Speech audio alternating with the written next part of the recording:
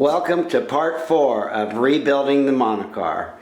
This is the final video in the series. In this segment, we're going to take the car completely apart, paint everything, put it back together, basically getting it ready for the Titan Grand Prix. We're going up to Washington in 2 months. So, a lot to do, so let's get to it. Okay, let's get this thing taken apart. I have it up on jack stands, and I'm going to spend the evening stripping it down to all the parts and pieces. I picked up all the paint supplies and everything that I need, so I can start painting.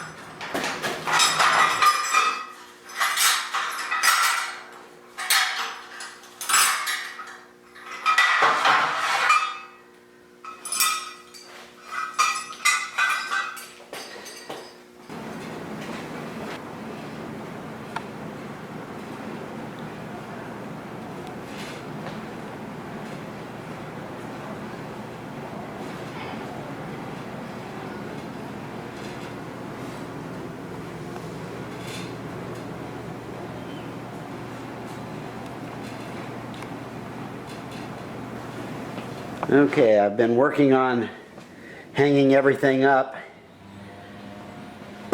so I can paint it, and I've been sanding on parts. Everything needs a final cleaning and then its first coat of primer. Alright, we're getting there. Well, I have everything primered and sanded. I sanded with 320, 400, and 600, and basically the 600, well, even the 400, I'm wet sanding that. It was quite a bit of work, but I managed to get the chassis all painted. It's all clear coated, nice and shiny. And then there's some other parts.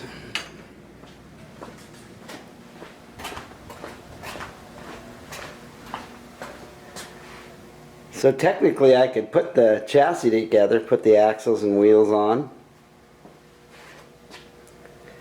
Here's the next batch of parts. These are going to be painted blue. So I got my work cut out for me. I've spent most of the day preparing these parts. Everything's sanded to 180 or 220. In anticipation of some primer. If you've been following me for a few years, you remember the Monocar originally had these wheel discs. And I had installed them with Velcro that went around the outside. And that worked okay, but if I was out in the dirt, then it was hard to clean the wheels, and the Velcro wouldn't stick real well, and in rough conditions the wheel disc would come off. But I always liked them, and I just had to come up with a different way of installing them. So my plan now is to use zip ties, looping through. Here's some kind of a little test, looping through the two halves and going through the spokes. And I could zip tie them together. Okay, I've drilled out the discs on this test here, Put a couple zip ties in. That seemed to work all right. So now I just need to marry it up to the rim. I think I'm pleased with the results. This would be the back side. Here's where you can fill the valve stem, air up the tire. Doesn't look too bad.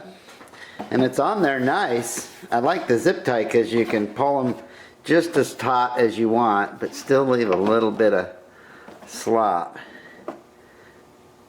Alright. Yeah, that's gonna be nice. I'm looking forward to having the discs back on this car. I always liked the way that looked. Well, it's a good day in the cycle car world. I managed to finish painting all the blue parts. Laid down the clear coat and everything's drying right now.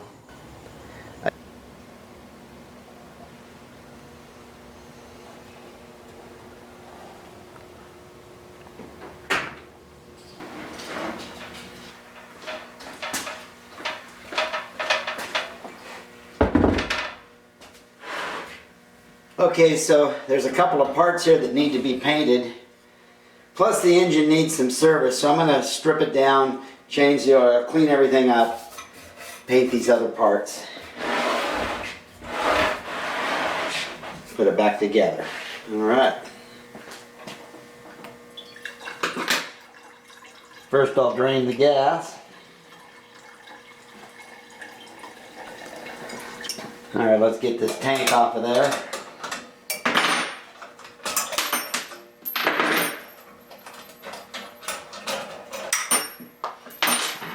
Done.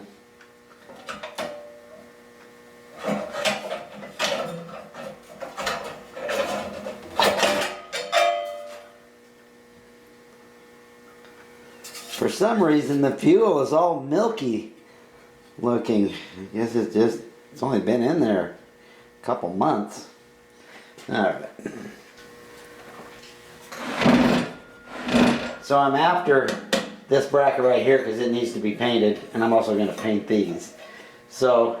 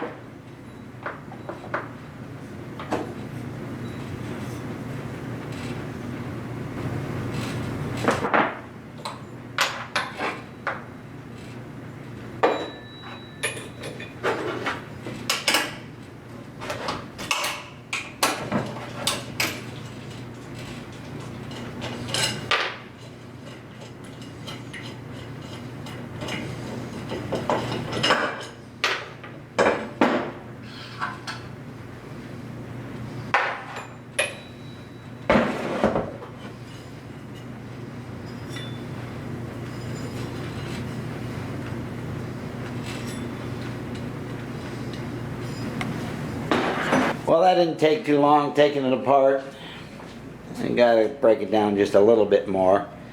It's kind of greasy and dirty, so I'm glad I'm doing a service.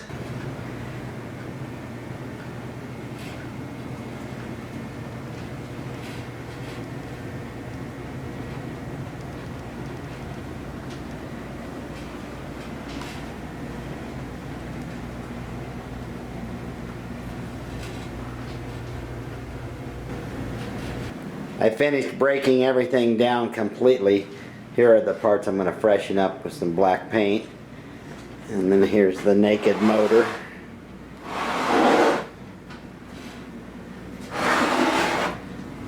I'll give that a spit polish. Same thing with these parts. Okay, I finished painting the black parts, the engine parts, and also the white parts, wheel discs and such, and everything has its clear coat and is currently drying. So now it's on to assembly. Okay, well, I'm happy with assembly so far.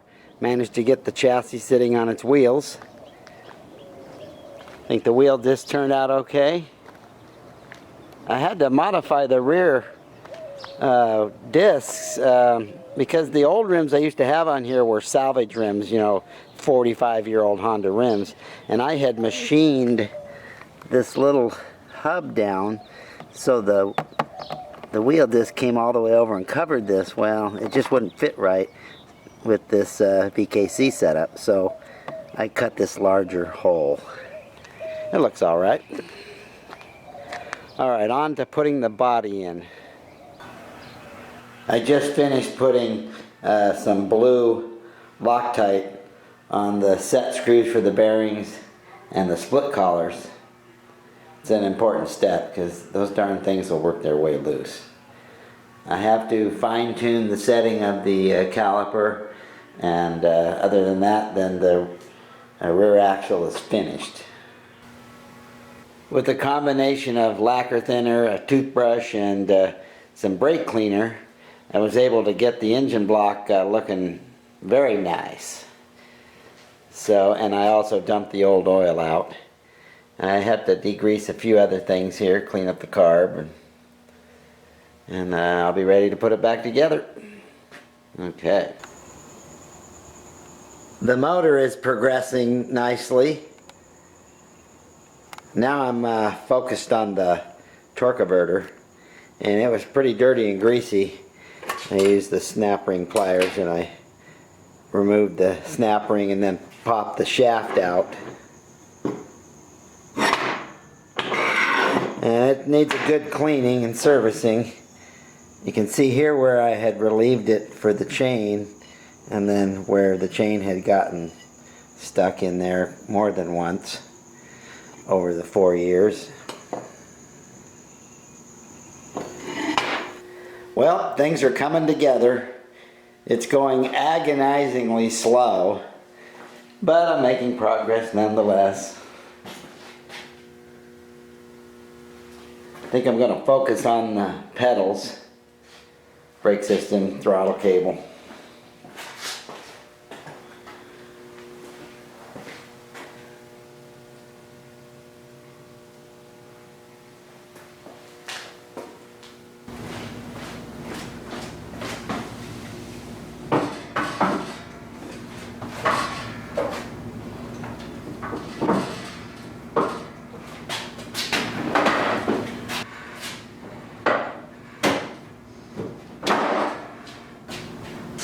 I'd say things are shaping up pretty good. It doesn't look half bad. I still have quite a bit of work to do, but I'd say this is a milestone. It won't take me long to install the motor, and then I have a brand new chain to go with the new sprocket. Okay, so here I have the chain I'm going to use. This is the chain that just came off the cart, and then this was a chain I had on there, I don't know, a couple of years ago that I keep in my toolbox because it's the correct length, but it's not completely worn out. And then here's a new, I think it's 10 foot long length of number 35 chain. Here's the master link right here, and then here's my chain breaker. There's a lot of different styles, but this is the one I use. For those of you who have never used a chain breaker, I'll show you here real quick how to split this chain. Okay, so the first thing I do to get this chain split is I lay the old chain next to it, and I very carefully lined it up, because as you use the chain it stretches. So of course the new one here is not stretched, but the old one is, and as we get down near the end, I think you'll be able to see it. See how they don't line up. But this would be the barrel I'd use right here, so I'm going to split it right there, because this chain has stretched, oh, I guess an 1/8 of an inch, 3/16 maybe. Okay. Okay, let's see if you can see what I'm doing here. So here is the pin I'm going to push out right here. So these, this has spring-loaded jaws, and you clamp this around the barrel of the pin. Then you tighten this. So you can see right in there, that pin, as I turn this, that will push that pin out. Okay, so as I crank this, get a little leverage on it here.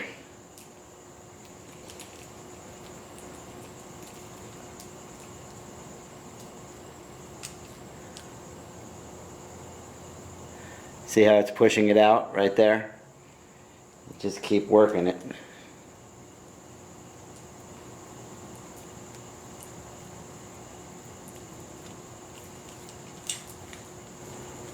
So you see I'm well on my way to getting it done. I just got to pry it apart, trying not to mess up the chain in the process, but with screwdrivers and pliers I can work that off of there. Okay, so with the screwdriver and the needle nose I was able to pry it apart, and now it's finished, ready to go. So you can see clearly how much it's stretched. I've slipped the chain over the sprockets. I haven't tightened the engine yet, but the master link is in. And you'll notice that the rounded part of the link, see if it'll focus there, that part there, rounded part, it goes in the direction of the travel of the chain. Here's the throttle setup. The cable clamps on here, comes from the body, and then the cable slips into this little clevis here, the set screw, and then there's a spring here, and then this rod goes to the carburetor. So if this spring were to fail, I don't have it hooked up right now, the spring up by the pedal would force this closed. So it's 2 springs. I think that's important. I'm turning my attention to the body panels now, installing all the screws, nuts and bolts. So I started with the rear cover here. I think in the next couple evenings I'll be finished with this thing. I need to pick up a few items tomorrow. I'm getting down to a short list now. I guess the biggest job is putting these top panels on. That'll take an hour or 2.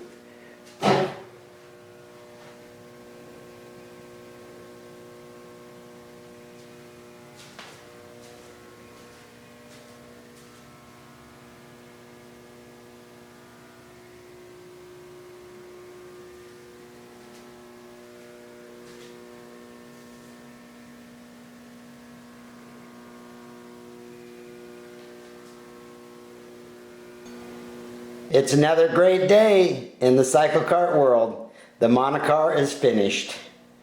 All right. So I thought I'd take a minute and just walk around the car and show you the upgraded features in this version. There's a few here.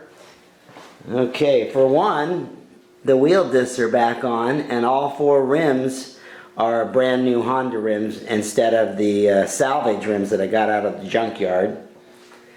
I've made new bumpers front and rear. The back one kept falling off, so I just reconfigured it, started from scratch.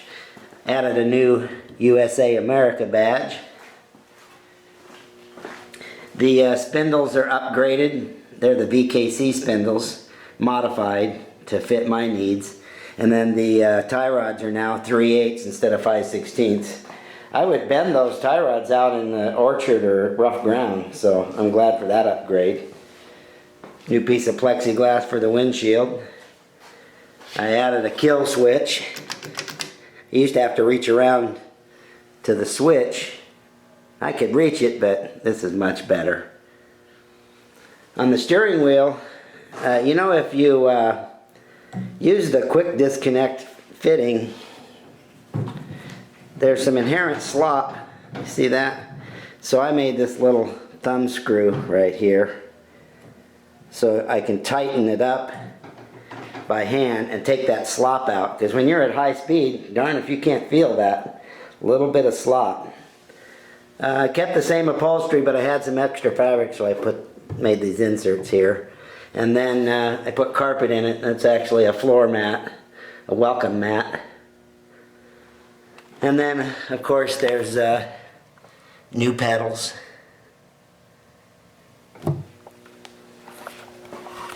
Now the biggest upgrade is that this now has a differential and hydraulic brakes, which will improve the drivability for sure. On the old gas tank, fuel used to leak out of here, so I added this little cork gasket, and hopefully to catch any spillage so it won't mess up the paint. We'll see how that works. My nephew made me this decal. My nephew Sean. He's a good man. I like that. And then there's some badging from previous events that I've been at with this car.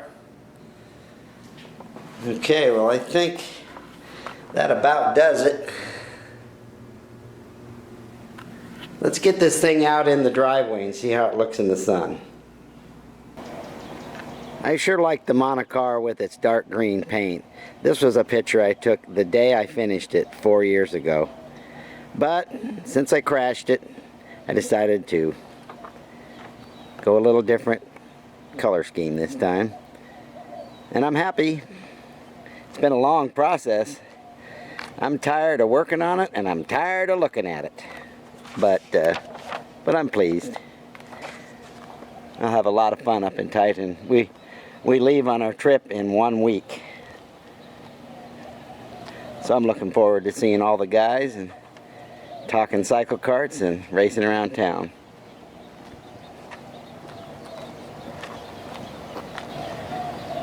Well, I think I'll call this the end of this series of rebuilding the Monocar. Took me a little longer than I thought, but I'm glad it's done, because as soon as I get back from Titan, I'm going to be working on that Studebaker.